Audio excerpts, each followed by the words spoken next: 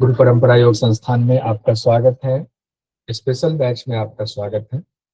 हमने वशिष्ठ संहिता के बारे में कहा था, पढ़कर आएंगे। उम्मीद है आप सब लोग पढ़कर आए होंगे। पढ़कर आएंगे तो हम फास्ट बढ़ पाएंगे, फिर आपसे पूछ पाएंगे और फिर हम लोग उसका रिवीजन करेंगे तो पक्का हो जाएगा।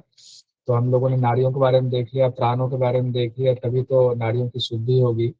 नारी शोधन के लिए योग्यता की भी चर्चा की गई है वशिष्ठ संहिता में। विधि पूर्वक कर्म करते हुए, सभी कामनाओं से रहित होकर के, यम नियम आदि गुणों का पालन करते हुए, सभी संगों को छोड़ते हुए, सभी संग को छोड़ेंगे। उसके बाद कहा गया है सभी संघों को छोड़ते हुए स्थान की चर्चा की गई, जो स्थान की चर्चा बाकी ग्रंथों में इस तरह से आपको नहीं मिलता है। ये स्थान ध्यान दीजिएगा।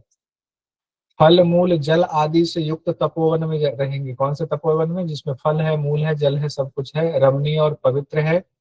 नदी के किनारे हो या देवालय के पास हो, सुरक्षित मठ का निर्माण बनाए। इसलिए ज्यादातर ऋषिकेश वगैरह देखते हैं ऐसे ही मठ बना हुआ है जैसे इसमें बात हो रही है।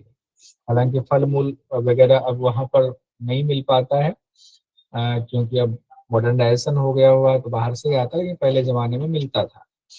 अब उस जगह पर ऐसे तपोवन में क्या तैयारी करेंगे? तो त्रिकाल स्नान करते हुए, पवित्र होकर के, चित्त को स्थिर होकर के, मंत्रों से न्यास करके शरीर को स्थिर करेंगे। मंत्र न्यास की भी चर्चा आई हुई है। जो अलग अलग अंगों के लिए मंत्र बोल करके हम बैठते हैं तो मंत्र न्यास हो गया, उसको अंग न्यास भी कहते हैं। यहाँ मंत्र न्यास कहा गया है। मंत्रों से शरीर को न्यास करके स्थिर हो जाएंगे। और एक बात है, शुभ भस्म लगाने की बात की गई है। शुभ भस्म लगाएंगे। फिर कोमल आसन पर कुश या मृग चर्म को बिछाएंगे। कुश या मृग चर्म को कोमल आसन पर बिछाएंगे। और फिर देखिए, विघ्न निवारक गणपति जी के पूजा कहा गया, उनका पूजन करेंगे। फल मूल जल से उनका पूजन करेंगे। और जो आपके इष्ट और इष्ट देव हैं और गुरुदेव हैं उनको प्रणाम करेंगे। और फिर जो आपका आसन है उसको प्रारंभ करेंगे। आसन मतलब यहाँ योगासन की बात आ रही है, योग के आसनों का प्रारंभ करेंगे। तो ये इंपॉर्टेंट है जो आपको वशिष्ठ संहिता में दिया हुआ है, बाकी ग्रंथों में नहीं मिलता है। बैठने की स्थिति, कौन से आसन में हमें बैठना है? तो पद्मासन की बात आई हुई है। कौन सा आसन लगाना है? पद्मासन लगाना है। अगर आपके उसमें नहीं है, नारी शोधन की बात हो रही है, अभी हम लोग नारी शोधन पढ़ रहे हैं। अगर पद्मासन नहीं लिखा हुआ आपके नोट्स में तो लिख लीजिए, लिखा हुआ तो बहुत सुंदर। पद्मासन में बैठना है और कहा गया गर्दन सिर और शरीर को सीधा करना है। गर्दन सिर शरीर को सीधा करना। मुख तो जानते हैं, हर जगह ये चर्चा आती है, पूर्व या उत्तर की ओर मुख रखेंगे और फिर मुख बंद करके रहेंगे। अब नारी शोधन की विधि में क्या कहा गया है, इसको अच्छे से पढ़ते हैं और इसकी तुलना हम लोग घेरन संहिता से आज ही कर लेंगे। तो घेरन संहिता से तुलना करेंगे तो हमें घेरन का भी याद हो जाएगा, जो पहले वाला याद किया हुआ है। पहले कहा गया दाहिने हाथ से नासापुट को लगाएंगे। नासापुट लगा लिया दाहिने हाथ से। नासिका के अग्रभाग पर ध्यान रखेंगे। ज्योत्सना लाल की तरह चंद्र बिंब का ध्यान करेंगे। आप कहेंगे मिलता जुलता, उससे मिलता है लेकिन एग्जैक्ट नहीं है।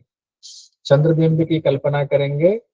और फिर कहा गया शब्द ये आया हुआ है, सप्तम वर्ग के चतुर्थ वर्ण। सप्तम वर्ग के चतुर्थ वर्ण आया हुआ है। तो चतुर्थ वर्ण वम है, यर ल व। तो सप्तम में आता है यर ल व। ऐसे कवर्ग है, खवर्ग है, ऐसे कवर्ग चवर्ग टवर्ग ऐसे आता है ना। तो सप्तम वर्ग ऊपर से 7वें नंबर पर जो आएगा, उस 7वें में चौथा जो आएगा वर्ण वो वम वर्ण है। तो वम बीज मंत्र को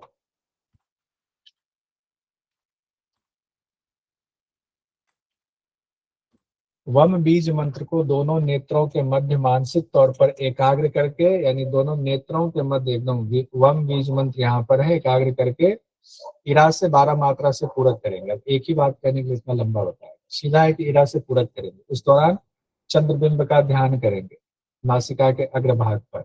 और वम बीज मंत्र का इस्तेमाल करेंगे। वम बीज मंत्र को दोनों नेत्रों के मध्य में स्थापित करेंगे। पूरक कर लिया हमने। पूरक करने के बाद कहते हैं अब पहले की तरह ज्वाला से युक्त अग्नि का ध्यान करेंगे। जैसे पहले आपने ध्यान किया तो चंद्रबिंब का किया, अब अग्नि का ध्यान करेंगे। अब अग्निमंडल के मध्य में रम बीज मंत्र का ध्यान करेंगे। अग्निमंडल कहाँ माना जाएगा, कहाँ होगा अग्निमंडल? तो नाभि चक्र वाला होगा। तो अग्निमंडल के मध्य में रम बीज मंत्र। तो पहले आया वम बीज मंत्र, फिर कह रहे रम बीज मंत्र के पिंगला नाड़ी से धीरे धीरे रेचक कर देंगे। ठीक है। पिंगला नाड़ी से रेचक करने की बात आई थी। फिर बुद्धिमान साधक को पिंगला से पूरक और धीरे धीरे इरा नाड़ी से रेचक कर देंगे। ये बात आई हुई है। इसको घेरन संहिता से तुलना कर लेते हैं तो एक बार और क्लियर हो जाए। पहले घेरन का देखते हैं, उसमें समनो नाड़ी शोधन में ये बात आई हुई थी। आसन पद्मासन, गुरु आदि का न्यास वहां पर भी था।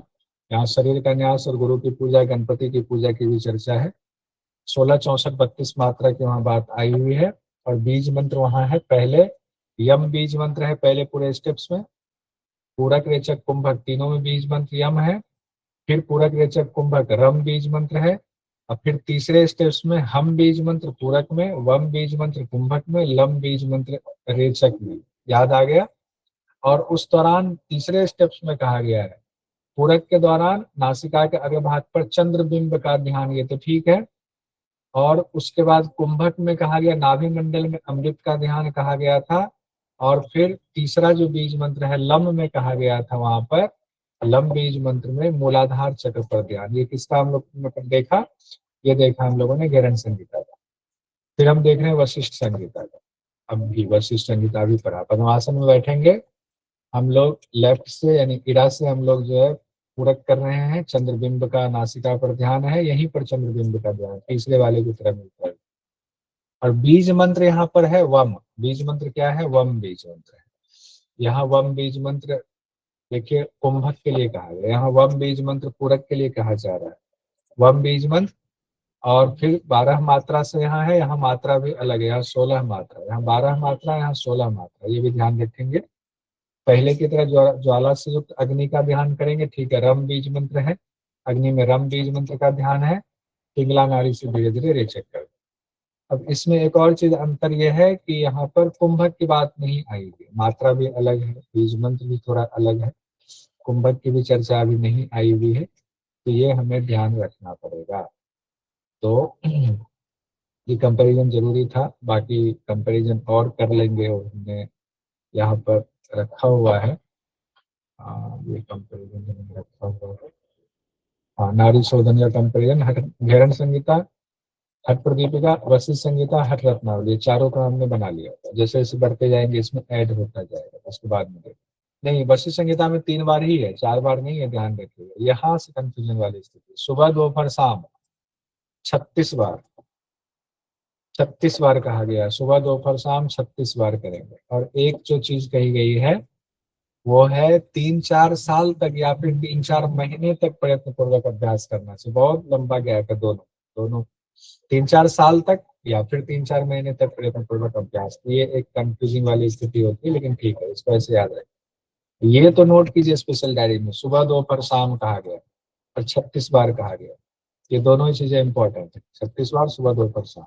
नहीं तो हम गलती क्या करते हैं, 4 बार हमने याद रखा होगा, सुबह दोपहर शाम अर्धरात्रि, और उससे सब जगह उसी को हम जोड़ते हैं, तो गड़बड़ हो जाएगा। हर रत्नावली में ठीक है कहा गया, प्रदीपिका में कहा गया, लेकिन वशिष्ठ संहिता में ये बात नहीं आई हुई है। इस तरह अभ्यास करने से नाड़ियों की शुद्धि होती है, उसका अनुभव अलग अलग चिन्हों के द्वारा होता है। यहाँ से क्वेश्चन पूछा गया, नाड़ी शुद्धि के लक्षण या नाड़ी शुद्धि के चिन्ह क्या है। शरीर में लघुता आती है, दीप्ति, जठराग्नि विवर्धनम और नादाभिव्यक्ति, यानी शरीर हल्का होता है, दीप्तिवान होता है, अग्नि प्रज्वलित होती है, जठराग्नि प्रज्वलित होती है, और नाद की अभिव्यक्ति होती है।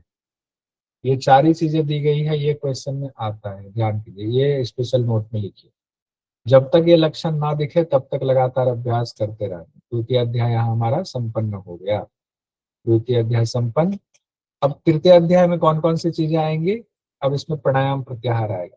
प्रथम अध्याय में यम नियम आसन पढ़ा था, द्वितीय में नाड़ी शोधन का पूरा विस्तृत वर्णन हो गया, तृतीय में प्राणायाम प्रत्याहार की चर्चा होगी। और इसी में आपको प्रत्याहार के दौरान ही 18 मर्म स्थल की चर्चा है। अब प्राणायाम में हम लोग देखते हैं ओंकार युक्त प्राणायाम, यानी प्रणव प्राणायाम की चर्चा कहाँ पर है, तो प्रणव प्राणायाम की चर्चा वशिष्ठ संहिता में दी गई है, हठ ग्रंथ में, प्रणव प्राणायाम। और प्रणव जैसे आएगा तो अ उ म आएगा, ये 3 अक्षरों से युक्त है। वो 3 अक्षर कौन सा है, अ उ और म। अ उ म देख लीजिए, हम लोग जानते हैं ना, एक सृजन करने वाला ब्रह्मा भगवान, एक धारण करने वाले विष्णु भगवान, संहार करने वाले हैं ना भगवान शिव। तो अ उ और म को एक साथ हम लोग इसको देखते हैं, इसमें कौन कौन सी चीजें इंपॉर्टेंट है, इसका टेबल देख लेते हैं हम लोग। ठीक है। अ में सृजन करने वाला, उ को धारण करने वाला, म को कहा गया है लय करने वाला। वर्ण देखिए, अ में कहा गया लाल वर्ण, और इसमें शुक्ल वर्ण, और यहाँ शुक्लांगी वर्ण कहा गया, कृष्ण शब्द नहीं आया होगा, ध्यान रखिएगा। लाल शुक्ल शुक्लांगी, लाल शुक्ल शुक्लांगी, तीन बातें आई हुई हैं। और इसमें देवी की भी चर्चा, उनके दंड भी, अस्त्र भी कहे गए। देवी यहाँ से इंपॉर्टेंट हो जाता है, हो सकता है क्वेश्चन आ जाए कभी भी। आ में कहा गया है बाला, ऊ में कहा गया युवती, और माँ में कहा गया है वृद्धा। तो ये सीक्वेंस तो बन जाएगा, बाला युवती और वृद्धा, तो कोई दिक्कत नहीं होगी। आ में कहा गया है हंस वाहिनी, हंस वाहिनी सती बाला गायत्री देवी हाथ में दंड धारण की।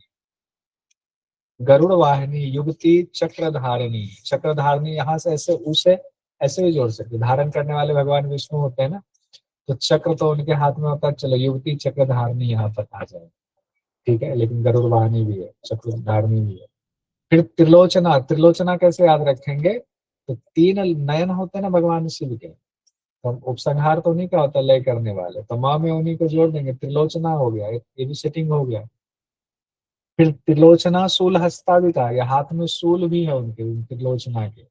अब वृषभ वाहिनी, वृषभ वाहिनी भी आसान है, वृषभ जो है भगवान शिव के वो है क्या कहते हैं, वसहा भगवान उसको कहते हैं ना, वाहन, तो वृषभ वाहिनी हो गया, तो ये भी आसान हो गया। वृद्धा, यहाँ आकर के वृद्धा हो गई, और सावित्री देवी यहाँ पर, सावित्री देवी, तो ये नाम भी सावित्री देवी लगता है ना कि हाँ कुछ बुजुर्ग या कुछ ऐसे परंपरा से चली आ रही ऐसे नाम होंगे, पुराने नाम होंगे, तो पुराने हो गए, तो वृद्धा से सावित्री देवी से जोड़ दीजिए, ठीक है। गायत्री, अब यहाँ गरुड़ वाहिनी चक्रधारिणी युवती और वृद्धा सावित्री देवी, ये हो गया, एक के हाथ में दंड है, चक्र हो गया, और शूल हो गया, शूल हस्ता वृषभ वाहिनी। तब कुछ ऐसा आएगा तो आप निमोनिक बिठा लेंगे। लाल वर्ण शुक्ल वर्ण शुक्लांगी, इतना मैं क्यों बोल रहा हूँ, आप लोग तो याद करके आए हुए हो। सावित्री देवी को तीन नाम के बारे में कहा गया, सरस्वती, माहेश्वरी और पश्चिमा। सावित्री देवी किनके उसमें आया हुआ है, माँ में, सरस्वती, माहेश्वरी और पश्चिमा नाम से भी इनको जाना जाता है। अब देखिए, अब जो तीन अक्षर है अ उ म, इनके मूल कारण कौन है, ब्रह्म है।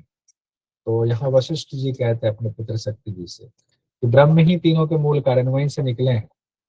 इसी प्रणव को एक अक्षर प्रणव ज्योति कहते हैं। ये तीनों है, अगर इनको मिला दें तो यही प्रणव ज्योति, एक अक्षर है, और वो अक्षर है प्रणव ज्योति। अब कैसे करना है यहाँ प्राणायाम, अभी तक हम लोगों ने नाड़ी शोधन का अभ्यास ऊपर देखा, द्वितीय उपदेश या द्वितीय उपदेश। तृतीय में प्राणायाम की बात है, कैसे 16 64 32 की बात आई, 16 64 32, 16 64 32 देखिए। 16 मात्रा से इरा नाड़ी से आकार का स्मरण करते हुए पूरक, 64 मात्रा से उकार का ध्यान करते हुए कुंभक, और 32 मात्रा से धीरे धीरे पिंगला से रेचक कर दे।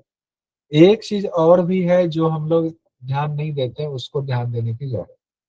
मंत्र में लिखा हुआ है अथवा जब तक हो तब तक जप युक्त धारणा करें, धारण करेंगे, यानी कि कुंभक में एक तो 64 मात्रा लिखा है, दूसरी ये बात भी लिखी हुई है कि 64 ना हो तो जब, ये नहीं लिखा है 64 ना हो, लेकिन ये सब जोड़ा हुआ है मंत्र में कि जब तक हो तब तक धारण कीजिए, कुंभक कीजिए, और तब तक जप जो है चलता रहे।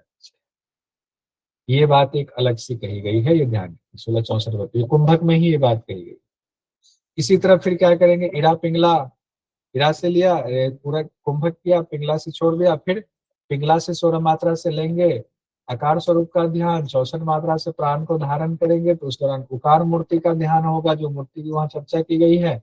अब 32 मात्रा से छोड़ेंगे, 16 64 32 से छोड़ने की जगह पर यहाँ ये लिखा हुआ, हाँ ये भी ध्यान रखिए, 32 छोड़ने की चर्चा दूसरे वाले स्टेट्स में नहीं लिखा हुआ, तो वो हम ये मानकर चलते हैं लिखा नहीं है तो वो उतना ही है। लेकिन जब कुंभक लगा रहे तो फिर से कुंभक के दौरान ये बात आई हुई है कि जब तक हो तब तक धारण करने के बाद पूर्व की तरह, तो जैसे ही पूर्व की तरह आया तो हम ये मानकर चलते हैं तो 32 में ही इसको मकार मूर्ति का ध्यान करते हुए इड़ा से छोड़ दे, क्योंकि पूर्व की तरह बात आया हुआ है।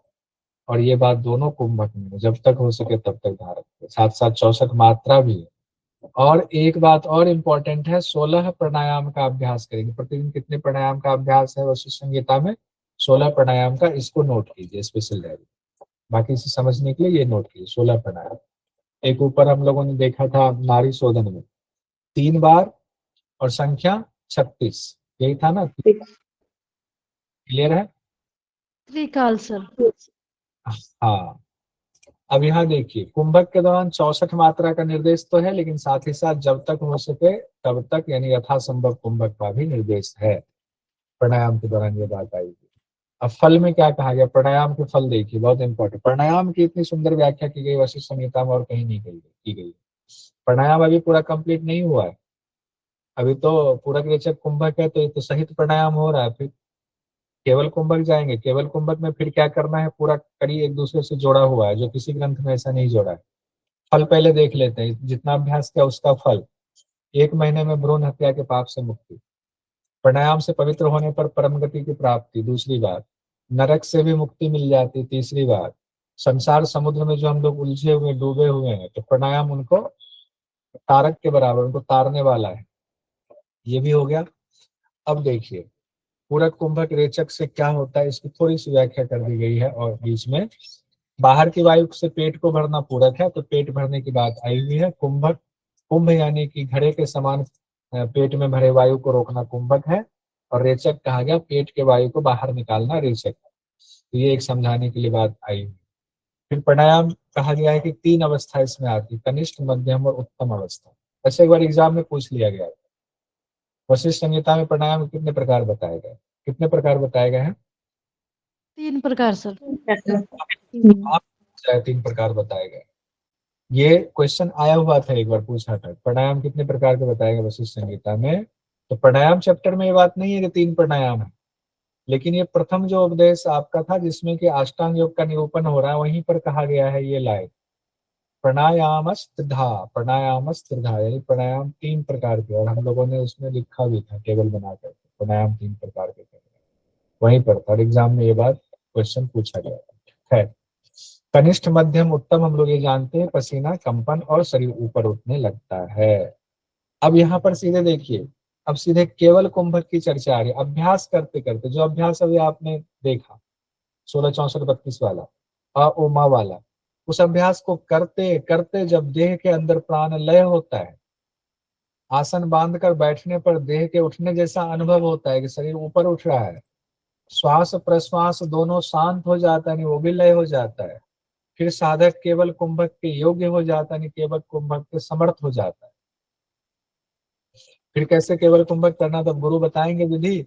लेकिन यहाँ पर जो थोड़ी बात कही गई है, रेचक और पूरक के बिना सुख पूर्वक वायु धारण कर लेना ही केवल कुंभक, ये भी हम लोग पहले जानते हैं।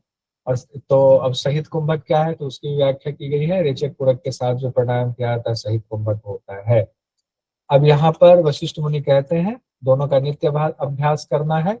केवल कुंभक जब तक ना हो जाए तब तक सहित कुंभक का अभ्यास करते रहे। अब केवल कुंभक की बात आ गई तो उसका लाभ दिया गया है। लाभ क्या कहा गया? तीनों लोकों में कुछ भी दुर्लभ नहीं रह जाता है। उसके बाद कहा गया मन पर विजय प्राप्त हो जाता, मनोजवत्वम कहा गया। फलित आदि विनश्यति, बुढ़ापे के चिन्ह नष्ट हो जाते, फलित आदि विनश्यति कहा गया। और ये भी विशेष बात है, यहाँ से भी क्वेश्चन पूछा गया था। अंतिम बात जो कही गई है, हे पुत्र तुम्हें मैंने मकार नाम से मृत्यु को दूर करने वाला महामार्ग बता दिया हुआ है। कुंभक प्राणायाम से नाद की उत्पत्ति होती है। अंत में ये बात कही गई, कुंभक प्राणायाम से क्या होता है? नाद की उत्पत्ति होती है। यही बात क्वेश्चन पूछा गया है, लोगों के मन में बुद्ध नहीं। कुंभक प्राणायाम से क्या होता है? नाद की उत्पत्ति होती है। ये अंतिम परिणाम के तौर पर इसको क्वेश्चन पूछा जाता है। लोगों के मन में बूढ़ा नाद। बढ़िया, चलिए बहुत बढ़िया। लोगों के मन में बूढ़ा नाद, बहुत सुंदर। चलिए बढ़िया है, निमोनिया से बनाई। अब यहाँ पर प्राणायाम के लाभ तक हो गया, लेकिन ये मत सोचिएगा प्राणायाम यही कंप्लीट हो गया है।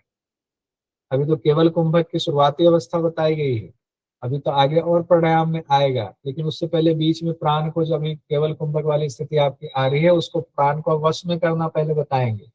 फिर प्राण जब वश में होगा तो फिर उस प्राण को वश में करके अब केवल कुंभक में क्या करना उससे आगे, वो भी आगे बताया जा रहा है। तो पहले देखिए नाद की बात आएगी, यहाँ पर नाद की चर्चा आएगी। प्राण को वश में कीजिए, आसन लगाकर बाहर के प्राण को खींचकर उदर भरें, पांव के अंगूठे नाभि और नासिकाग्र पर धारण करने से प्राण वश में आता, तो हो गया एक इंपॉर्टेंट पॉइंट।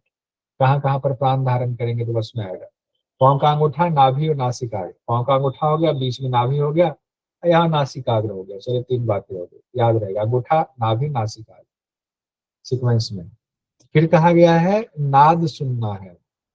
अब यहाँ पर बीच में नाद सुनने की चर्चा आई हुई है। कैसे सुनना है? प्राणायाम के दौरान नाद सुनेंगे, दोनों अंगूठों से कान को, दोनों तर्जनी से आंख को, दोनों मध्यमा से नासापुट को बंद कर देंगे। इससे स्फटिक मणि के समान नाद सुनाई देता है, यानी केवली कुंभ तक पहुंचने के बाद नाद सुनाई दे रहा है, ये ध्यान रखिएगा। इसमें वशिष्ठ संहिता में ये बात कही गई है। फिर नाद कहाँ पर सुनाई देगा? अब सवाल ये है, नाद सुनाई कहाँ देगा? तो नाद का स्थान बताया गया है, ब्रह्म द्वार में कमल नाल के बीच के तंतु की तरह वीणा दंड के समान मस्तक तक उठा हुआ नाद है। कहां से हुआ? तो ब्रह्म द्वार। ब्रह्म द्वार कौन सा हुआ? कुंडली जहां बैठी हुई सुषुम्ना का जो द्वार है। तो कमल में, ब्रह्म द्वार में मतलब सुषुम्ना के अंदर। कमल नाल सुषुम्ना के लिए इस्तेमाल किया गया। उस कमल नाल के बीच के तंतु की तरह वीणा दंड के समान मस्तक तक उठा हुआ नाद है, यानी कि ब्रह्मरंध्र से, यानी मूलाधार से लेकर के ब्रह्मरंध्र तक आपका, मस्तक तक आपका नाद सुनाई देगा। लेकिन अभी ध्यान रखिएगा, अभी कुंडलिनी जागरण हुई है कि नहीं हुई है ये बात नहीं आई हुई, लेकिन नाद सुनाई देने की बात आई हुई, नाद सुनाई देगा। कौन कौन सी ध्वनि का अनुभव होता है? तो अच्छी बात यह है कि 3 ही ध्वनि की बात की गई है। प्रारंभ में शंख ध्वनि सुनाई देगा, शंख बजा करके होता है, शंख बजाया तो शुरुआत हुआ। महाभारत में युद्ध में ऐसे ही शंख बजाए थे, पांडवों के शंख का नाम भी है, पौंड्र है भीम के शंख का नाम। मध्य में कहा गया फिर मेघ गर्जन है, शंख बजाए के मेघ गर्जन होने लगा, अब तो पूरा ऐसे बाण चलने वाले। और मेघ गर्जन के बाद कहा गया पहाड़ से झरने के गिरने की आवाज। तो चलिए मेघ के बाद बारिश हुई तो झरना गिरने लगा। 3 ही ध्वनि है तो याद रहेगा, इसको नोट कीजिए स्पेशल डायरी। और नाद की चर्चा प्राणायाम के दौरान की गई है, ये ध्यान रखिएगा। झरने जैसा नाद कब होगा? झरना अंतिम नाद है, ये तब होगा। देखिए अब यहाँ पर चर्चा सुषुम्ना की आ रही। इंद्रियों के साथ मन सहित वायु सुषुम्ना में पहुंचकर ब्रह्मरंध्र में जाती है, तो पहाड़ से गिरते झरने जैसी आवाज सुनाई देती है, तब वायु वश में हो जाता है। अब यहाँ पर आकर के बात हो रही, कब सुनाई देगी वो आवाज? जो नाद सुनने की कोशिश कर रहे हैं, तो तब सुनाई देगी जब वायु सुषुम्ना में पहुंचेगी। सुषुम्ना में, ब्रह्मरंध्र में पहुंच कर, यानी ब्रह्मरंध्र में चली गई, तब जाकर के आपको झरने से गिरने वाली आवाज आएगी। तब आप ये माने कि वायु वश में हो गया, क्योंकि वायु को अब आपने सुषुम्ना में लॉक किया। अभी तक तो बाहर बाहर चल रहा है, तो बाहर बाहर गर्भगृह तो देखा ही नहीं, अपने शरीर में गर्भगृह है, गर्भगृह के अंदर जो है रास्ता जो है वो बाबा विश्वनाथ का कॉरिडोर में घुसेंगे तो सुषुम्ना कॉरिडोर है, गर्भगृह तो यहाँ है। इसके बाद एक बार फिर से प्राणायाम का जिक्र है। अब फिर से प्राणायाम का जिक्र क्यों है? केवली कुंभक तक हमने शुरुआती अवस्था छोड़ा था, और केवल कुंभक में आगे क्या करना है उसकी चर्चा अब यहाँ बताई जा रही है। बाद हम लोगों ने देखा प्राण को कैसे वश में करना है, तो अंगूठा, नाभि और नासिकाग्र। फिर हम लोगों ने देखा कि उसके बाद नाद को बीच में सुन रहे हैं, अभ्यास करते करते नाद सुन रहे हैं। नाद सुनने की चर्चा आई, 3 नाद देख लिया, कहा अभ्यास को और बढ़ाना है, क्योंकि बात आई हुई है कि उसको सुषुम्ना में ले जाना है। जो सुनना है क्या, तो वो झरना भी सुनना है, तो कैसे सुनना है? तो अभ्यास बढ़ाना पड़ेगा। कैसे बढ़ाएंगे? तो कहते हैं कि अब देखिए, बाएं टखने को अंडकोश के नीचे रखेंगे, बाएं टखने पर दाएं टखने को रखेंगे, गर्दन से कंधा, पीठ, पेट को सीधा कर लेंगे। इतनी बात है, ये मिलता जुलता ऐसे लग रहा है ना, ये घेरन संहिता के मुक्तासन से मिलता जुलता है, उससे मिलता जुलता कहा गया है, ठीक है। लेकिन ये बात है, गर्दन, सिर, कंधा, पीठ, पेट को सीधा रखने की बात है। हो सकता है यहाँ से क्वेश्चन आ जाए, जैसे इस बार आ गया था ना श्वेता सुतर उपनिषद से क्वेश्चन, नहीं उससे कौन से उपनिषद से आया था? तिरुवनंतम सर, श्वेता श्वेत्र उपनिषद। श्वेताश्वतर से ही आया था। जो उन्नत वाला, 3 अंगों को ऊपर उठाने वाला। तो इसमें देखिए कितने 5 चीजों का आ गया, गर्दन, सिर, कंधा, पीठ, पेट। गर्दन, सिर, कंधा, पीठ और पेट, सीक्वेंस ही नहीं बैठ रहा है। गर्दन के बाद सिर चला गया, फिर कंधा आया, फिर पीठ और फिर पेट आया, ठीक है। कुछ 2-3 बार करेंगे तो कुछ बैठेगा, ठीक है। दोनों आंखों से, अब देखिए यहाँ एक एक चीज जो लिखा हुआ है ना, इसको ध्यान दीजिए, एकदम ऐसा लिखा हुआ हो, सपोज कहीं और जगह पे नहीं पढ़ा होगा। सर कोशिश तो दोनों कर रहे थे अब याद हो जाए, लेकिन वो सीक्वेंस नहीं बैठ पा रहा। मैंने क्यों बोला था पता है कि पढ़ के आना है याद करके, क्योंकि मुझे पता था यहाँ बोलेंगे पहली बार में तो ऊपर से निकलेगा, अगर पहले से पढ़ के आएंगे तो दोबारा रिपीट होगा तो कम से कम और तो अंदर बैठेगा, सर इसलिए मैंने। सर मैं बोलूं, देखो गर्दन को सीधा करें तो सिर सीधा हो जाएगा, ठीक है। गर्दन को ठीक है, सीधा करेंगे तो सिर सीधा हो जाएगा। कंधे को हम सीधा करेंगे तो पीठ आप ही सीधी हो जाएगी, पेट भी सीधा हो जाएगा, है ना। क्या बात है। देखिए अनुभव से आता है ना, भारती का अनुभव देखिए, बहुत अच्छा योग अभ्यास करते हैं भारती। सुबह 9:30 बजे, बहुत बढ़िया। अब गर्दन सिर कंधा पीठ पेट हो गया, ठीक है, अब याद रहेगा, बाकी आपने बोल दिया, अब सब लोगों को याद है। अब देखिए क्रिया में क्या कहा गया है, ये कहीं और जगहों पे ये सब नहीं मिलेगा। दोनों आंखों से दाहिने टखने को देखना है। अब लीजिए, दाहिना टखना ऊपर है ना, तो दोनों आंख ऐसे नीची हो गई है कि दोनों आंखों से दाहिना टखना दिख रहा है, कहीं ये बात नहीं आई हुई देखने की चर्चा। और मन में प्रणव का उच्चारण करना है, उससे क्या होगा, इससे प्राण अग्निमंडल में पहुंचकर अग्नि के साथ स्थिर हो जाता है। प्राण कहाँ पहुंचा, अग्निमंडल, और अग्नि के साथ वो स्थिर हो गया। अब और क्या अभ्यास करें, अब उस प्राण को वाहिनी मंडल से ऊपर ले जाना है। मन से प्रणव का जाप, मन से प्रणव का जाप किया तो प्राण पहुंचा अग्निमंडल में, अग्नि के साथ वो मिल गया, स्थिर हो गया। अब उस प्राण को वाहिनी मंडल से ऊपर उठा रहे हैं। ऊपर उठाते समय कहा गया दोनों आंखों से नाभि को देखना है, क्योंकि नाभि वाहिनी मंडल है, तो वहीं से ऊपर उठा रहे हैं, तो दोनों आंखों से अब नाभि को देखना है। पहले दोनों आंखों से कहा गया था टखने को देखने के लिए, फिर दोनों आंखों से कहा गया नाभि को देखेंगे, और मन में ओंकार का जाप कहा गया है कि चलता ही रहेगा।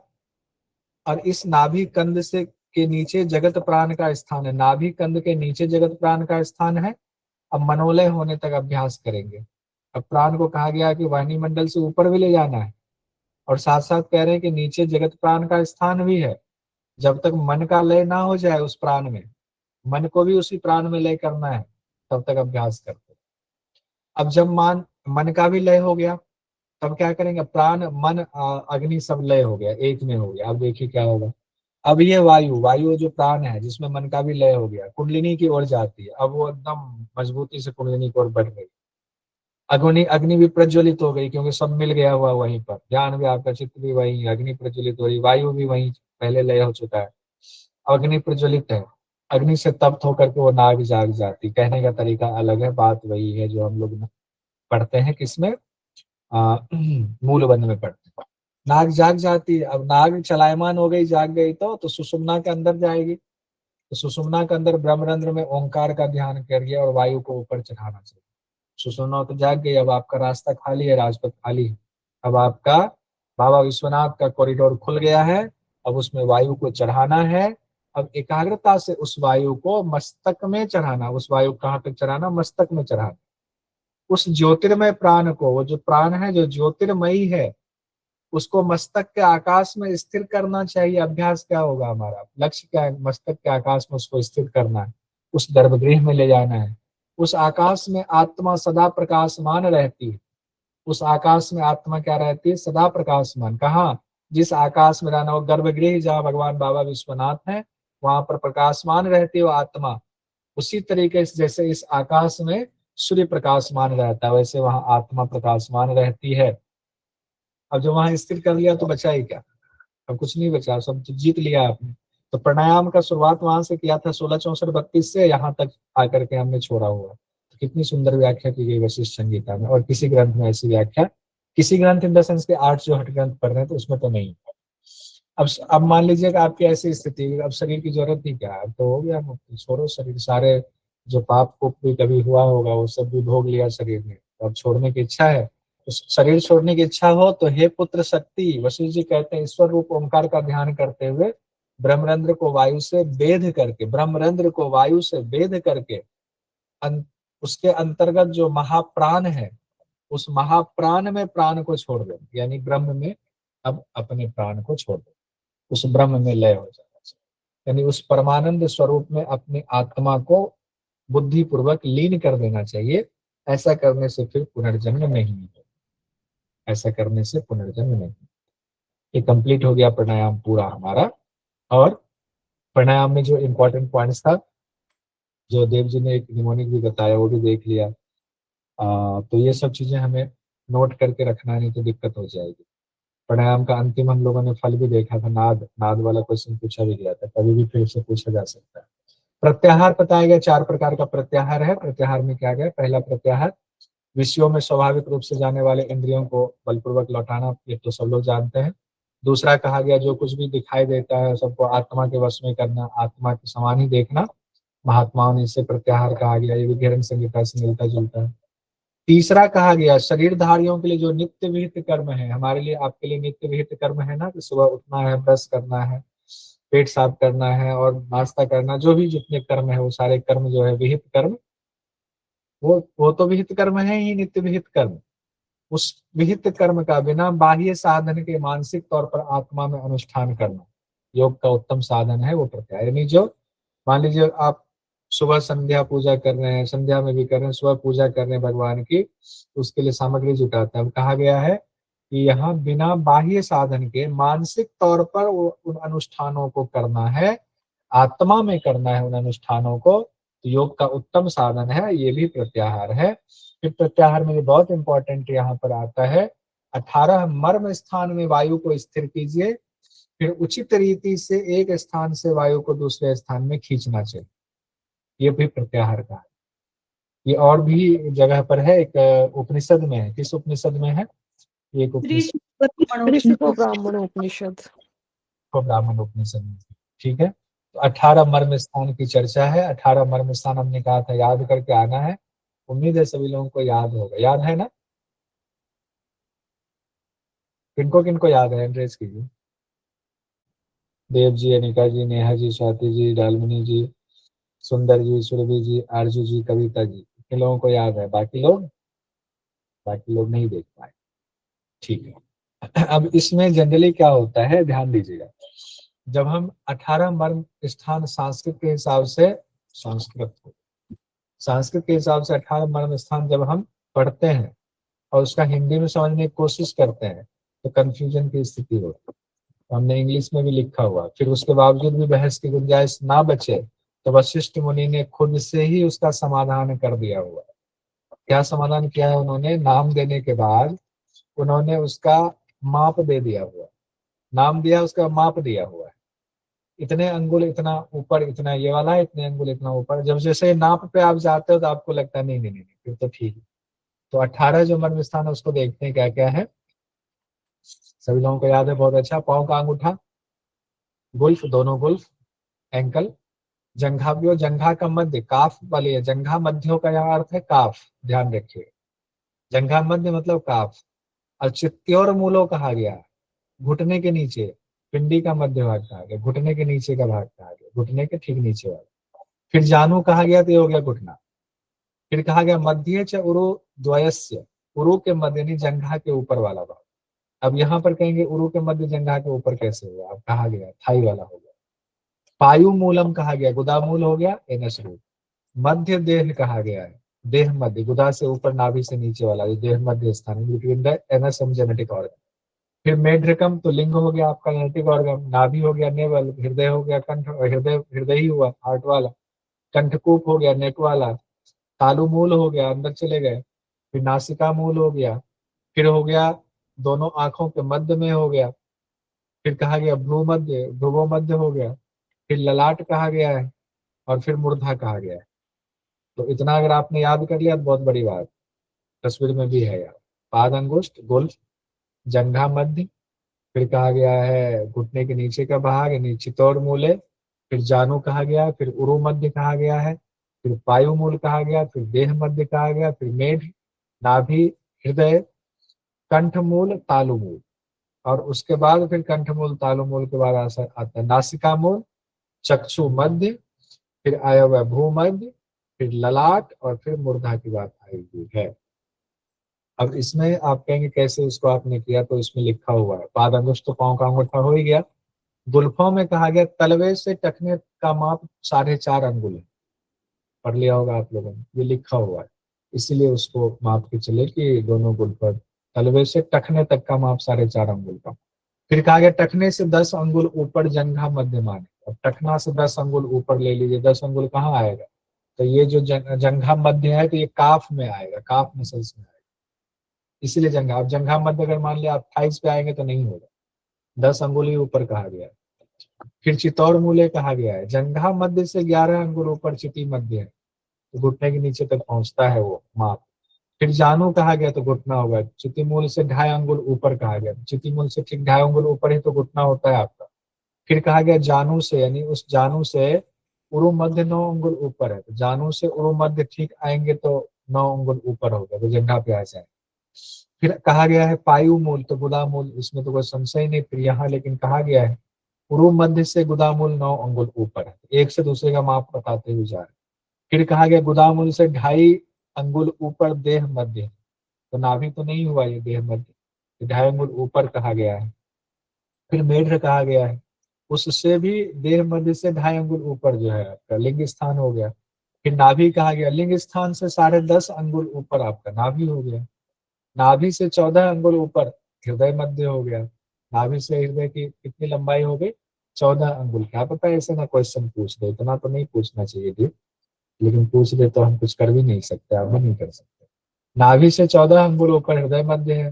फिर कंठकोप कहा गया, हृदय मध्य से, अब वहां नापने लगेंगे थोड़े ही, कहेंगे बाथरूम से होके आते हैं नाप 4 4 4 12 13 14, हाँ आ तो रहा है 14 अंगुल, लेकिन वहाँ 14 या 15 सर में। सही आता है, 14 अंगुल पे आता है हार्ट। अब हृदय मध्य से कहा गया है 6 अंगुल, 4 और 2 6, तो ये आ गया आपका कंठकोप आ गया।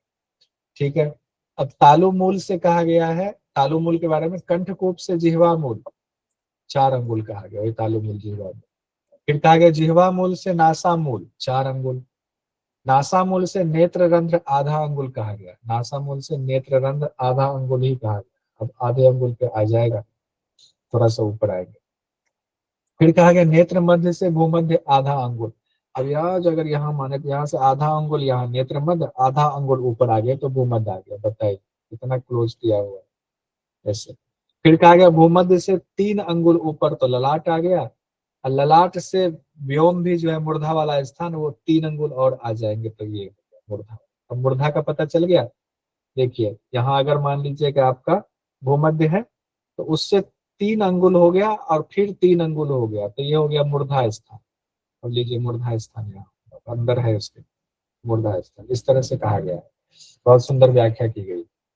अब इसी को कहा गया है कि इन स्थानों में वायु को पहले स्थिर करना, फिर उसको उठा करके एक दूसरे स्थान में खींचना है, एक मर्म से दूसरे मर्म में विधि पूर्वक, तो ये उत्तम आपका प्रत्याहार हो गया। फिर कहा गया इस तरह विधि पूर्वक जो योग करता है वह ब्रह्म को प्राप्त होता है, फिर लौटकर नहीं आता है। तृतीय उपदेश हमारा संपन्न हो गया। शुरुआत में ही अटकने का चांस होता है, जहाँ कंफ्यूजन वाला है ना, जो चिति मूल से नीचे वाला, जो एक जंघा मध्य वाला है, ये वो 3 जगह 4 जगह जो है ना, वहां पे कंफ्यूजन वाली स्थिति होती है। उसको अगर आपने सुलझा लिया तो फिर दिक्कत नहीं होगी। वो कौन कौन सा जगह है, गुल्फ तक तो आपका ठीक रहेगा, पांव का अंगूठा गुल्फ हो गया, जंघा मध्य, चिति मूल, जानू और ये जो है मध्य च उरु, ये चारों आपको कंफ्यूजन वाला, ये चारों अगर आपने सीक्वेंस कर लिया उसके बाद आपको दिक्कत नहीं है। क्लियर है कहाँ कंफ्यूजन, कहाँ पे उलझा हुआ मामला, ये तीसरा चौथा पांचवा छठा उलझा, इसको सुलझा लीजिए तो सब उलझन भगवान ने सुलझा दिया, ये ध्यान। इसको 1 2 बार और प्रैक्टिस कीजिएगा, अच्छी बात है, बहुत सारे लोगों ने प्रैक्टिस किया। अब हमारे 5 अंग हम लोगों ने पढ़ लिया हुआ है, यम नियम आसन पढ़ लिया, प्राणायाम प्रत्याहार पढ़ लिया, और उसके बीच में हम लोगों ने नारी शोधन भी पढ़ लिया। अब हमें धारणा ध्यान समाधि पढ़ना है, जो चतुर्थ उपदेश में है धारणा ध्यान समाधि। धारणा किसको कहते हैं, तो धारणा में 3 चीजें दी हुई है। देखिए पहला कहा गया है धारणा के बारे में, योग शास्त्र के ज्ञाता यम आदि गुणों से युक्त अपने मन की स्थिरता को धारणा कहते हैं। योग शास्त्र के ज्ञाता यम आदि गुणों से युक्त अपने मन की स्थिरता को धारणा कहते हैं। हृदय में अंतर आकाश के साथ बाह्य आकाश का चिंतन करना भी धारणा। हृदय में अंतर आकाश के साथ बाह्य आकाश का चिंतन करना भी धारणा है, और इससे योगी आकाश विहारी बन जाता है। आकाश विहारी, पृथ्वी जल तेज वायु और आकाश, इन तत्वों में बीज वर्णों का चिंतन करना भी धारणा है। पृथ्वी, जल, तेज, वायु और आकाश, पांचों तत्व हैं। इन तत्वों में बीज वर्णों का चिंतन करना भी धारणा है। इनमें बीज वर्णों का चिंतन कीजिए, धारणा है। और इनमें 5 देवताओं का भी चिंतन, जो पंच धारणा वाली बात आई। यमुना तीर बिहारी, आकाश बिहारी आया ना, गाना याद है, यमुना तीर बिहारी, बहुत सुंदर भजन। अच्छा, इसमें भजन कौन कौन लोग गाते हैं? संडे को हम लोग 1 घंटा भजन का रखें, दिन में दोपहर में कभी भजन कर लेंगे शाम के टाइम पे। कौन कौन गाते हैं सो बताइए, तो हमें नाम भेजिएगा तो हम लोग रख लेते हैं किसी दिन। रखो ना सर प्लीज। कब अच्छा सर रहेगा। कब? संडे को रख लेते हैं ना, अच्छा हाँ सर। संडे को रख लेते हैं, अच्छा रहेगा ना। मुझे मैसेज भेजिएगा। सर, मेरी कल मिस हो गई थी क्लास, तो वो बता रहे थे, आज तारीफ कर रहे थे बहुत कि अच्छी रही कल की क्लास, तो वो मुझे देखना है वीडियो दरअसल में। पतंजलि से एक साध्वी जी आई हुई थी, उन्होंने मुझे फोन किया था, मैं तो नहीं जानता था। वो टॉपर है और राष्ट्रपति से उनको 3-3 गोल्ड मेडल मिला हुआ है। तो उनका फोन आया कि मुझे आप, मैंने पहली बार में जेआरएफ क्वालिफाई किया और मैं सन्यासी हूँ, मैंने संन्यास लिया हुआ है, तो मैं आपको बधाई देने के लिए कि आपकी वीडियो से बहुत मदद मिली सर। तो मैं आपको, हमने कहा तो आप सर मुझे मत बोला, मैं तो कुछ हो ही नहीं, आप तो सन्यासी हो, मैं परिवार छोड़ करके, इतनी बड़ी बात। तो मैंने उनसे रिक्वेस्ट किया कि आज हम लोग जो है ऐसे ही प्रोग्राम रख रहे हैं, क्या आप आएंगे? उन्होंने कहा मेरे पास तो फ़ोन है नहीं, तो उन्होंने किसी और से फ़ोन इंतज़ाम किया और फिर उन्होंने मैसेज किया मुझे कि मैं फ़ोन इंतज़ाम कर लिया हुआ है, अब समय पर कार्यक्रम शुरू करना और मुझे लिंक भेज दो, मैं जुड़ूंगी। तो वो जुड़ी हुई थी, तो अब वो वीडियो मैं कल अपलोड करूँगा, आज समय नहीं मिला। अच्छा सर, वो आपने स्टेटस भी लगाया हुआ था वही? हाँ, उन्हीं कल का, वाली साध्वी वो जी जो है वीडियो। ना, साध्वी जी ने, तो उनका मैंने स्टेटस भी लगाया इस तरह। सर बहुत बहुत अच्छे हैं वो, मैं मिली हुई हूँ उनसे वैसे। और हाँ बहुत अच्छे हैं वो, उनसे मिली हुई हूँ मैं वैसे हाँ, वो सामने बहुत से। देश भर में कार्यक्रम करती रहती हैं, जाती हैं पतंजलि के जहाँ पर कार्यक्रम होते हैं तो उनको भेजा जाता है। यूनिवर्सिटी टॉपर है सर। उनको पूरा भगवत गीता याद है, पूरा 9 उपनिषद के सारे मंत्र याद हैं, आप अंदाजा लगा सकते हैं। और क्या ही कहना। आइए। जी सर, जब हम पतंजलि गए थे तो उन्होंने क्लास ली थी हमारी। और उन्होंने कहा है कि आप लोग पतंजलि आओ तो जरूर मिलेगा। अच्छा, कभी प्रोग्राम बनाते हैं। तो अभी भजन के प्रोग्राम का बताइए, मेरा बड़ा मन हो रहा है भजन का, बहुत दिन हो गए। जी सर, जी सर, बिल्कुल हम सर, तैयार हैं। हम तैयार है सर। तैयार है ना, तो संडे को रखते हैं। लेकिन तैयार है सुनने के लिए नहीं, मुझे गाना वाना नहीं आता, गाना पड़ेगा सबको, तो मैं भी फटी आवाज में थोड़ा बहुत गा सर लूँ। एक बात सर, एक चीज कहनी थी सर, संडे को मैम को भी शामिल कीजिए ना, वो भी गाएंगे तो अच्छा लगेगा। कौन से मैम को? हमको अंशुता मैम को? नहीं नहीं सर, आपकी मैसेज। सर कंचन मैम को। शामिल हाँ कर मतलब लेंगे। अंशुता मैम की भी गला बहुत अच्छी है, उनको भी बुलाएंगे, हाँ, सब उनको लोग भी करेंगे सर, उनको भी, और आप अपने घर से भी करिएगा सर, वहाँ से भी। रखते हैं। ढोलक को इंतजाम कीजिएगा, ढोलक कौन है? ठीक है, संडे को रखते हैं फिर पक्का। अरे पढ़ाई लिखाई चलता रहेगा, ऐसे जेआरएफ वेआरएफ ये सब तो चलता रहेगा, जीवन में कुछ नहीं रखा, आंख बंद तो कोई जेआरएफ नहीं देख रहा, जिंदगी जी है एकदम, वो भी भगवान भरून करके। संडे को एक कार्यक्रम की जिम्मेदारी मैं दे रहा हूँ स्वाति जी को। स्वाति जी आप ही जो है इसकी जिम्मेदारी संभालिए। आइए इसको कंप्लीट कर लेते हैं। अब शरीर में जो पंचभूत का स्थान कहा गया, जो धारणा आई, तो 5 चीजें कहा गया, 5 भूत हैं तो उसकी धारणा। अब यहाँ पर देखिए क्या कहा गया, उस जगह बताया गया किसका स्थान कहाँ तक है, कौन से भूत का। भूत भूत कुछ नहीं होता, ये वही भूत है। भूत ये पंचभूत है, वही भूत है। पैरों से लेकर के घुटने तक का भाग पृथ्वी का हो गया, पैर से लेकर घुटने तक का। योग तत्व उपनिषद में भी यही कहा गया है, पैर से घुटने तक का। फिर घुटने से लेकर के गुदा तक का भाग जल का हो गया, गुदा से हृदय तक का अग्नि का हो गया, हृदय से भ्रिकुटी तक का हो गया आपका वायु का, भ्रिकुटी से मूर्धा तक का आपका हो गया आकाश का। तो ये 5 तत्व हो गए, आकाश वायु अग्नि जल पृथ्वी। बीज मंत्र तो सब लोगों को याद ही है, कहने की जरूरत नहीं, लबड़िया सर ये आसान है।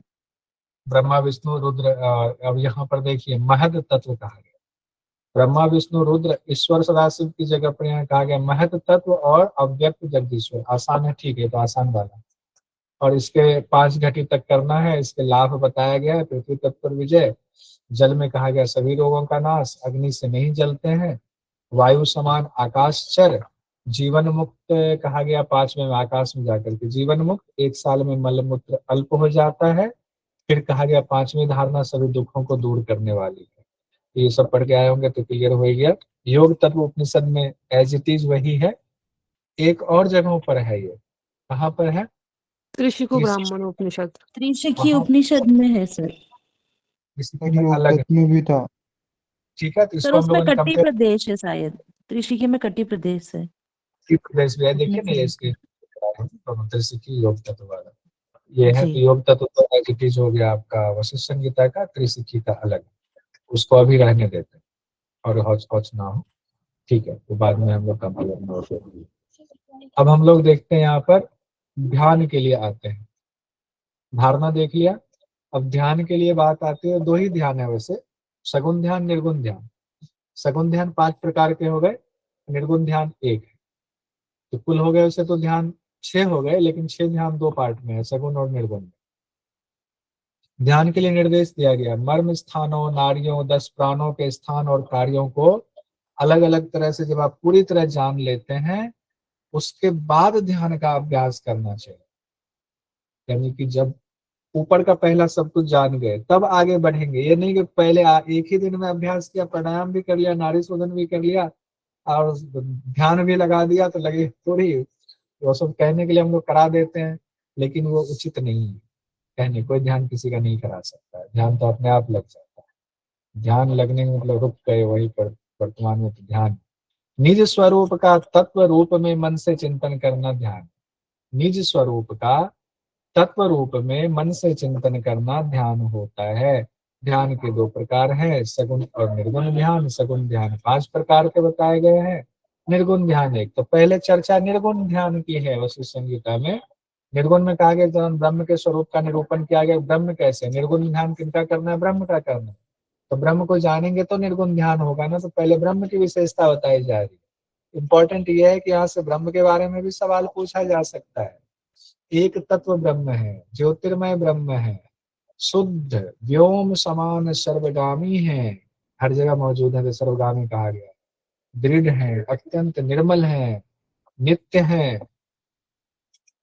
आदि मध्य अंत से रहित है। कोई आदि नहीं, कोई अंत नहीं, कोई मध्य नहीं। स्थूल भी है, सूक्ष्म भी है, आकाश भी है। और उसके बाद कहा गया ये इनके रस, आकाश यानी शब्द स्पर्श रूप रस गंध से परे हैं, जो तन्मात्रा है उनसे परे हैं। ज्ञान और उपमा से अप्रमेय है, विलक्षण है। ज्ञान और उपमा, ज्ञान क्या चीज है उनके लिए, उपमा क्या चीज है उनके लिए, दोनों से विलक्षण है वो। आनंद, आनंदित, एकदम आनंद स्वरूप है। अजर है, नित्य है, सत असत सभी के कारण है वो। आनंद के भी कारण, अजर के भी कारण, नित्य के भी कारण, सत अजर असत सबके कारण वही है, सभी के मूल आधार वही है। जगत स्वरूप भी वही है, अमूर्त भी वही है, अज भी वही है, अव्यय भी वही है। अव्यय मतलब जो खत्म नहीं होते, जिनमें कोई व्यय नहीं है, खपत नहीं हो रहे, अक्षय है वो। अदृश्य भी है और सबके भीतर भी है, सबके बाहर भी है, सभी जगह भी है। सर्वसाक्षी भी है, ऐसा कोई मत सोचे कि हम कुछ कर रहे हैं वो नहीं देख रहे। सर्वसाक्षी भी है, अनंत पांव वाले भी हैं, अनंत सिर वाले भी हैं, अनंत स्पर्श वाले भी हैं। इतना कुछ कहा, अनंत पांव वाले, अनंत सिर वाले, अनंत स्पर्श वाले हैं, इतना कुछ बताया गया है। और ऐसे ब्रह्म को, ऐसे ब्रह्म के समान में बन जाओ, ऐसी भावना करनी। और जब ऐसी भावना होती वही निर्गुण ध्यान। अब कहेंगे हम लोग भी कर सकते हैं, वो भाव वहां तक पहुंचेगा ही नहीं जब तक पूरा शुरुआत से सारा अभ्यास करते हुए सगुण ध्यान पूरा ना कर ले, तब तक ये वाली भावना अच्छे से नहीं आएगी। अभी तो शब्द से हम लोग कर रहे हैं। निर्गुण ध्यान के बाद फिर सगुण ध्यान की चर्चा आई हुई है। पहले कहा गया 8 दल वाले हृदय कमल में, हृदय कमल में आ जाइए। 8 दल है उसमें, पेटल्स हैं। फिर कहा गया 4 भुजा वाले, शंख चक्र पद्म गदा को धारण किए हुए, वहां पर मुकुट पहने हुए, कमल समान नेत्र वाले कौन हो गए, विष्णु भगवान। चंद्र समान मुखमंडल है, लाल होंठ है उनके, प्रसन्न पीत वर्ण वाले हैं, विष्णु भगवान का ध्यान करना है। सबके हृदय में स्थित वो पुरुषोत्तम, उनको जानकर मैं वही हूँ, ऐसी भावना सगुण ध्यान। बहुत लंबा लिखा हुआ था, हमने उसको छोटा करके लिखा हुआ है। फिर दूसरा का क्या कहा जा रहा है देखिए, प्रकृति रूपी कर्णिका वाले 8 ऐश्वर्य रूप जो हृदय मध्य है, अब हृदय की ही चर्चा भी होगी। तो प्रकृति रूपी कर्णिका, कर्णिका कहा जाता है, पेटल्स को ही कर्णिका कहा जाता है। 8 ऐश्वर्य, 8 कर्णिका है तो 8 ऐश्वर्य हो गए, हृदय मध्य में हो गए। विश्वतो मुख वैश्वानर कहा गया है, उनके लिए देखिए उपमा में कहा जाता है, विश्वतो मुख, सब और उनका मुख है, वैश्वानर की तरह है कि शिखा, वैश्वानर कहते हैं उस अग्नि का नाम है वैश्वानर, उनकी शिखा के मध्य में सबके कारण रूप में वो मौजूद है। नील मेघ वर्ण के बीच में, नील मेघ वर्ण के बीच में, सब हृदय में ही कल्पना करनी है। विद्युत की रेखा के समान प्रभाव वाले सबके मूल वैश्वानर देव को जान करके मैं वही वैश्वानर देव हूं, ऐसा वो साधक भावना करे। इस तरह का सगुण ध्यान है, सगुण ध्यान में उत्तम है, इससे मुक्ति को प्राप्त होता है। अब इसके बाद आगे तीसरा पर आते हैं। दो तो हृदय में देख लिया हम लोगों ने, तीसरे में फिर आते हैं भूमध्य पर, दोनों भावों के मध्य में, भ्रूमध्य में देह के मध्य से उठे हुए मूर्धा तक। अब देह मध्य कौन सा स्थान हुआ, देह मध्य कहाँ कहा गया है, गुदामूल से ऊपर, मूलाधार मेढी से नीचे। से 2 अंगुल ऊपर और मेढी से 2 अंगुल नीचे। हाँ, तो मूल, गुदामूल से ऊपर, मूलाधार से ऊपर और मेढी से नीचे, तो देह मध्य से उठे हुए मूर्धा तक सुस्थिर अव्यक्त ज्वाला युक्त अपरिमित ओजस युक्त परमात्मा। इतनी उपमा दी थी हमने, का सारा लिख ही देते हैं। उनको मन से देख करके मैं भी यही हो जाऊं, ऐसे ही हो जाऊं, यही भावना करना उत्तम ध्यान कहा गया। अथवा यानी उसके अलावे भी, अब फिर भूमध्य में, दो तो हृदय में आए थे, फिर भूमध्य में आए, फिर हृदय में आ रहे हैं। चलिए हृदय का फिर से देखते हैं। 8 दल वाले हृदय कमल में भोक्ता रूप बालक आकार रूप में बना हुआ ईश्वर मैं हूं, और वो ईश्वर मैं हूं बालक आकार। अब देखिए वहां पर पहले विष्णु भगवान की बात आई थी, फिर वैश्वानर की बात आई है, अब बालक आकार वाले की बात आ रही है। हृदय में बालक आकार के रूप में ईश्वर वो मैं ही हूँ, और जब 6 महीने तक ऐसी साधना करेंगे तो मृत्यु को जीत लेंगे। 1 साल ध्यान करने से जीते हुए ही मुक्त हो जाएंगे। अथवा तेजो में सूर्यमंडल के मध्य में स्वर्ण सदृश रूप वाले हिरण्य वर्ण वाले बाल और दाढ़ी मूछ वाले। अब देखिए हम लोगों ने 4 देख लिया, 3 हृदय में देख लिया, 1 भूमध्य में देख लिया। अब कह रहे हैं अब जो ध्यान करेंगे सगुण ध्यान, उसमें कल्पना कैसी है। तेजो में सूर्यमंडल के मध्य में कह रहे हैं स्वर्ण के समान एकदम चमकीले हैं, हिरण्य, हिरण्य वर्ण वाले तो स्वर्ण वही हो गए, और उनके बाल हैं, दाढ़ी मूछ भी है, हिरण्य वर्ण के ही नख वाले, एकदम हिरण्यकशिपु जैसे, प्रलय कालीन अग्नि के सदृश वर्ण वाले हैं, और वही सृष्टि की स्थिति की और लय के कारण वही है। यानी कि जो कहा गया आ ओ मा तीनों में, तो सृष्टि स्थिति और प्रलय के कारण वही है। भूत है, सौम्य है, खिले कमल के समान उनका मुख है। उस आत्म पुरुष का ध्यान करें, वो आत्म पुरुष की चर्चा है। मैं ऐसा हूं, ऐसी भावना करेंगे, ऐसा साधक मुक्ति पा जाता है। 5 हो गया, और 1 हो गया था हमारा निर्गुण ध्यान, तो 6 ध्यान हो गया। अब हम लोग आते हैं समाधि की तैयारी की चर्चा पहले हो रही है। वशिष्ठ मुनि कह रहे हैं अपने पुत्र शक्ति जी से कि हे पुत्र, यम आदि गुणों से युक्त होकर के, प्राणायाम से वायु को जीत करके, अब यम आदि शुरुआत में आ गया, उसको कीजिए, फिर प्राणायाम से वायु को जीतिए, इंद्रियों को जीतिए, यानी प्रत्याहार भी कीजिए, धारणा ध्यान से युक्त होइए, और तब जाकर के समाधि की शुरुआत कीजिए। तब समाधि की शुरुआत करना है। समाधि किसे कहते हैं, जीवात्मा और परमात्मा की समता अवस्था ही समाधि, जीवात्मा परमात्मा की समता अवस्था ही समाधि है। समाधि की प्राप्ति होगी कैसे, तो ध्यान की तरह ही समाधि का भी अभ्यास बताया गया है। ध्यान करते करते उसी तरह से करेंगे तो समाधि लगेगी, लेकिन उसमें फिर उच्च अवस्था हो जाती है। कहा गया आनंद स्वरूप सत्य और ज्ञान में अनंत निर्गुण ब्रह्म का ध्यान करते हुए उस समाधि की प्राप्ति होती है। इनका निर्गुण ब्रह्म का ध्यान, निर्गुण ब्रह्म, ये शब्द देखिए, निर्गुण ब्रह्म का ध्यान करते हुए, तो उसमें कुछ चीजें इंपॉर्टेंट है वो देखते हैं। हृदय कमल में विग्रह सहित, विग्रह मतलब होता मूर्ति सहित परमात्मा वासुदेव का ध्यान, तो वहां भी बताया गया था ध्यान में वहीं आत्मा को स्थापित करने से समाधि की प्राप्ति होगी। अब आत्मा को यही स्थापित कर दे। तो अभ्यास क्या था? ध्यान का। अब ध्यान में ऊपर जाएंगे तो वहीं पर आत्मा को स्थापित करेंगे, समाधि लगेगी। हृदय कमल में वैश्वानर वाली बात आई थी। वैश्वानर को और उसकी शिखा में लीन ईश्वर का ध्यान करते हुए साधक को समाधि की प्राप्ति होती है। देखिए उसी जैसा है। फिर हृदय कमल में अमृत से पूर्ण आत्म पुरुष की भी बात आई थी। आत्मा का परम पुरुष रूप में ध्यान करते हुए समाधि की प्राप्ति होती है। फिर भ्रूमध्य में स्वर्ण के समान पिंगल यानी पीतवर्ण वाले ईश्वर का ध्यान करते हुए खुद को स्थित करने से समाधि की प्राप्ति होती है, ये भी बात आई थी।